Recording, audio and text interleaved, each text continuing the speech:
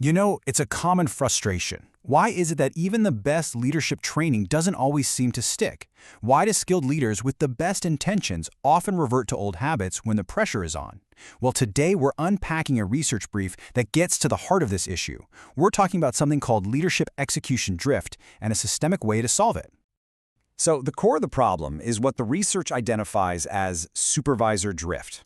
Picture this. Your organization is a ship with a very clear destination. It has its documented expectations, its standards, its culture. But supervisor drift is what happens when individual leaders start steering by their own compass. They rely on personal preference, old habits, or sometimes just pure survival instinct. And slowly but surely, the ship veers off course. So why does this drift happen? It's not about bad intentions. It's about a structural failure the researchers call the reinforcement gap. This is a really powerful idea. It's the persistent empty space between what supervisors are taught in a training room and how they actually lead in the real world. When expectations aren't reinforced or guided right there in the moment, that gap widens, and even the most well-learned behaviors just fall apart. Now, what's fascinating is that this reinforcement gap isn't just some corporate quirk. The research argues that it's deeply rooted in fundamental principles of human behavioral science, things that are pretty much hardwired into all of us. And these principles are broken down into 4 key drivers called the FONE Factors. First, you've got fear, the fear of making the wrong call or starting a conflict. Then comes overconfidence, where a manager just assumes their gut instinct is better than the new process they were just trained on. After that is negative impressions, which is our natural tendency to focus on what's going wrong instead of reinforcing what's going right. And finally, there's execution blindness, where leaders are genuinely unaware that their actions are out of sync with expectations. When pressure hits, these 4 factors are almost a perfect storm for derailing trained behaviors. So it makes sense, right? If the problem is systemic and it's rooted in predictable human behavior, then the solution has to be systemic too. It has to be a system that actively counteracts these FONE factors. The goal is to build what the research calls decision agility, the ability to make consistent, aligned decisions, especially when things get tough. And this is where a leadership execution system really changes the game.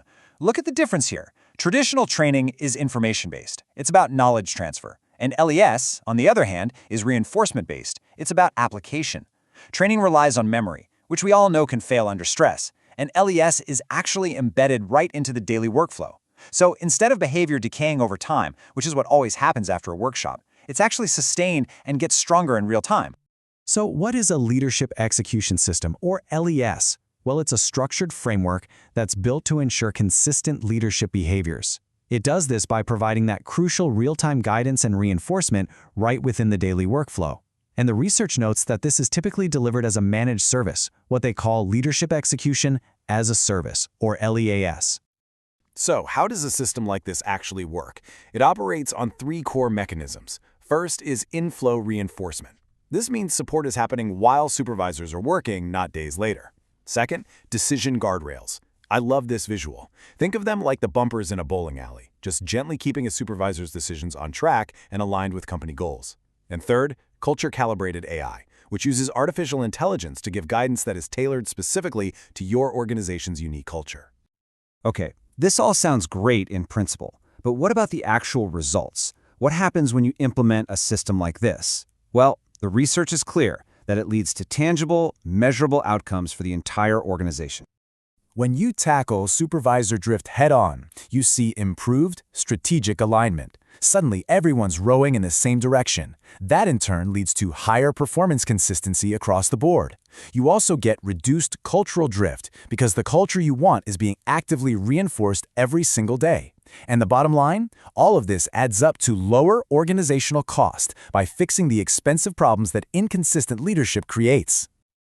Now, it's important to know that this entire framework isn't just a collection of clever ideas. It's all grounded in published research and the science of organizational behavior. For anyone who wants to go deeper into the source material, here are the research anchors. The supporting research includes DOI 10.5281/Zenodo 1739416, DOI 10.5281/Zenodo 174255566, and ORCID 0009 0004-6525-5634. The fundamental takeaway here is that inconsistent leadership isn't a personal failing, it's a systemic problem. And systemic problems demand systemic solutions. By shifting the focus from simply transferring information to providing real-time reinforcement, organizations can finally close that critical gap between training and true execution. Published by the Leadership Execution Institute, 2025, implementation available through Call Center Coach.